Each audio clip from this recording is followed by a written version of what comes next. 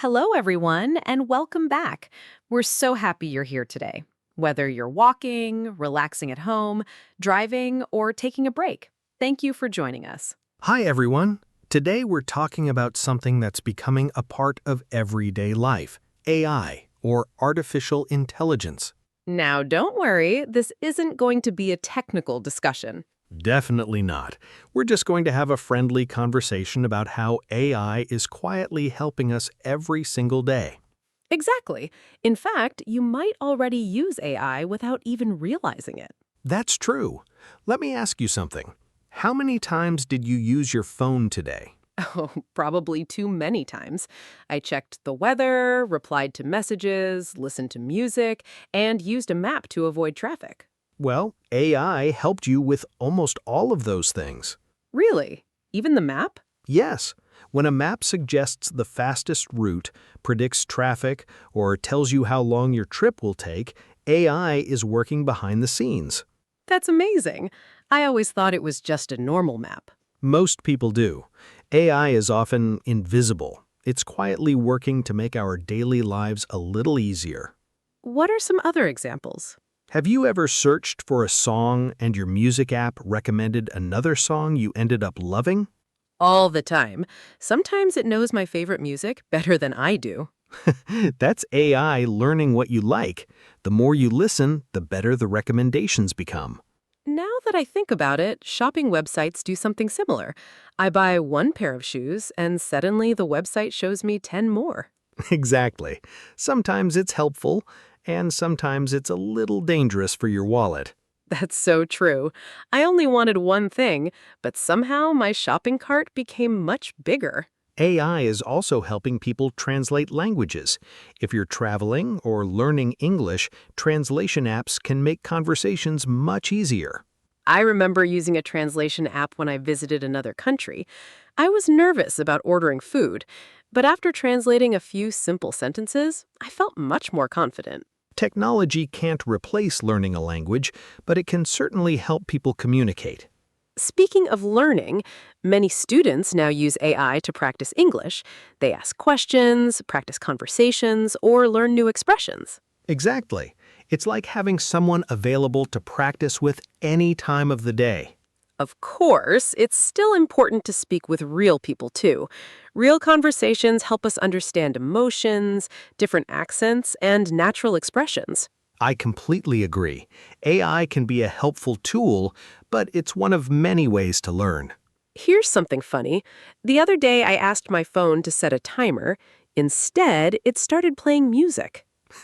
That happens to me all the time. Sometimes technology understands us perfectly, and sometimes it has absolutely no idea what we said. Maybe we weren't speaking clearly, or maybe the phone was just having a lazy day. Let's hope it was the second one. One thing I find interesting is how quickly AI has become part of everyday life. A few years ago, most people hardly talked about it. Now it's helping us find directions, organize photos, answer questions, recommend movies, and even write messages. It's amazing how much has changed in such a short time. But here's an important question. Is AI making our lives easier, or are we becoming too dependent on it? That's a great question, and it's exactly what we'll explore in the next part of today's conversation. We'll talk about how people use AI at work, at school, and even to learn English, and whether it's always a good idea. Stay with us. We've got some interesting stories and ideas coming up next. Hello, everyone, and welcome back. We're so happy you're here today. Whether you're walking, relaxing at home, driving, or taking a break, thank you for joining us. Hi, everyone. Today we're talking about something that's becoming a part of everyday life AI, or artificial intelligence. Now, don't worry, this isn't going to be a technical discussion. Definitely not.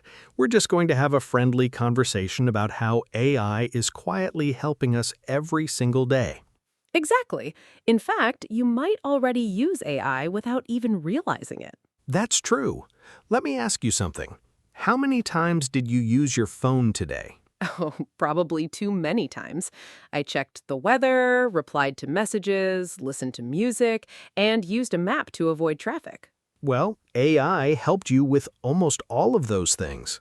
Really? Even the map? Yes, when a map suggests the fastest route, predicts traffic, or tells you how long your trip will take, AI is working behind the scenes. That's amazing. I always thought it was just a normal map. Most people do. AI is often invisible. It's quietly working to make our daily lives a little easier. What are some other examples? Have you ever searched for a song and your music app recommended another song you ended up loving? All the time. Sometimes it knows my favorite music better than I do. That's AI learning what you like. The more you listen, the better the recommendations become. Now that I think about it, shopping websites do something similar. I buy one pair of shoes, and suddenly the website shows me 10 more. Exactly. Sometimes it's helpful, and sometimes it's a little dangerous for your wallet. That's so true. I only wanted one thing, but somehow my shopping cart became much bigger. AI is also helping people translate languages. If you're traveling or learning English, translation apps can make conversations much easier. I remember using a translation app when I visited another country. I was nervous about ordering food, but after translating a few simple sentences, I felt much more confident. Technology can't replace learning a language, but it can certainly help people communicate. Speaking of learning, many students now use AI to practice English. They ask questions, practice conversations, or learn new expressions. Exactly. It's like having someone available to practice with any time of the day. Of course, it's still important to speak with real people, too. Real conversations help us understand emotions, different accents, and natural expressions. I completely agree. AI can be a helpful tool, but it's one of many ways to learn. Here's something funny. The other day, I asked my phone to set a timer. Instead, it started playing music. That happens to me all the time. Sometimes technology understands us perfectly, and sometimes it has absolutely no idea what we said. Maybe we weren't speaking clearly, or maybe the phone was just having a lazy day. Let's hope it was the second one. One thing I find interesting is how quickly AI has become part of everyday life. A few years ago, most people hardly talked about it. Now it's helping us find directions, organize photos, answer questions, recommend movies, and even write messages. It's amazing how much has changed in such a short time. But here's an important question.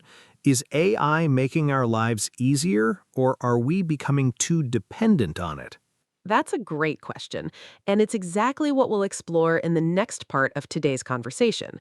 We'll talk about how people use AI at work, at school, and even to learn English, and whether it's always a good idea. Stay with us. We've got some interesting stories and ideas coming up next. We've talked about coming home, enjoying a healthy dinner, putting our phones away, reading a book, and preparing for tomorrow. None of these habits are difficult, but together they create a peaceful ending to the day. And that's something I've learned recently. A good morning actually begins the night before. I couldn't agree more. We often focus on morning routines, but we forget that our evening choices affect how we feel the next day. Exactly. If I stay up too late watching videos, I know tomorrow morning will be difficult. The funny thing is that we always think, just one more video. Yes, then another one starts automatically, and suddenly it's almost midnight. We've all been there. One evening, I decided to try something different. Instead of watching videos before bed, I sat on my balcony with a cup of tea. It was quiet. There was a cool breeze. I could hear birds in the distance. For the first time in weeks, I wasn't thinking about work. I was simply enjoying the moment. That sounds wonderful. Sometimes we don't need excitement. Sometimes we just need peace. Exactly. I realized that relaxing doesn't always mean doing something. Sometimes relaxing means doing less. That's a beautiful thought. We're surrounded by noise all day. Messages, emails, traffic, conversations. Our minds are always busy. That's why a few quiet minutes in the evening can feel so refreshing. Here's another simple habit I enjoy. Before going to bed, I think about one good thing that happened during the day. Only one? Yes, some days it's something big, other days it's very small. Maybe I had a delicious lunch. Maybe someone smiled at me. Maybe I finished a task I'd been avoiding. I like that. Sometimes we spend so much time thinking about what went wrong that we forget everything that went right. Exactly. Being grateful doesn't mean life is perfect. It simply means we're paying attention to the good moments too. I've started writing those moments in a small notebook, just one sentence every evening. When I read those pages later, I realize that even ordinary days are full of happy memories. That's a lovely habit, and it only takes a minute or two. You know what's interesting? None of the habits we talked about today are difficult. You're right. Changing into comfortable clothes, opening a window, cooking a simple dinner, reading a few pages, preparing for tomorrow, putting the phone away, thinking about one good moment. They're all small actions. But when we repeat those small actions every evening, they become part of who we are. That's how good habits grow, not through perfection, but through consistency. Before we finish today's episode, we'd like to give you a small challenge. Tonight, choose just one relaxing evening habit. Maybe read for 10 minutes. Maybe prepare your clothes for tomorrow. Maybe enjoy a quiet cup of tea without looking at your phone. Just one habit. That's enough. Then, tomorrow morning, notice how you feel. You might be surprised by the difference one small evening habit can make. And now we'd love to hear from you. How do you usually spend your evenings? Do you have a relaxing routine, or is there one new habit you'd like to try? Share your answer in the comments. Your story might encourage someone else to build a healthier evening routine. Thank you so much for spending part of your evening with us. We hope this conversation helped you relax while improving your English naturally. Remember, learning English is just like building healthy habits.